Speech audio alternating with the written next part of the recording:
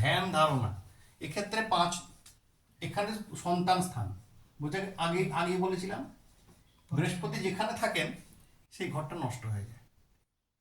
সে সন্তানহীন ব্যক্তি বা সন্তান তাকে দেখে না এরকম হতে পারে, কারণ এই আলোটা যেখানে জ্বলছে সেইখানে অন্ধকারটা আছে তলায়, বাকিটা আলো দিচ্ছে।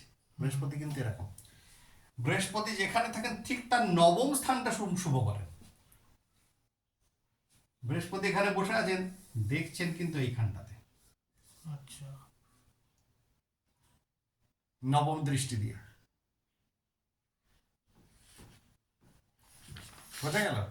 তাহলে বৃহস্পতি কি করবেন, ওই লগ্নে যে কোনো ধরনের যদি অশুভ কোনো আকস্মিক দুর্ঘটনা থাকে, কোনো রকম কোনো ধরনের যদি সার্জিক্যাল ব্যাপার থাকে, তাকে বাঁচিয়ে দেবে, কঠিন রোগ থেকে তাকে তুলে দেবে বৃহস্পতি। বৃহস্পতি একাই।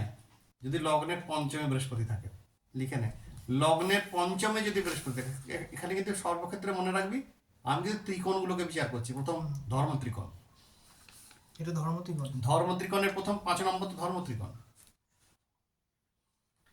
তাকে সর্বপ্রকার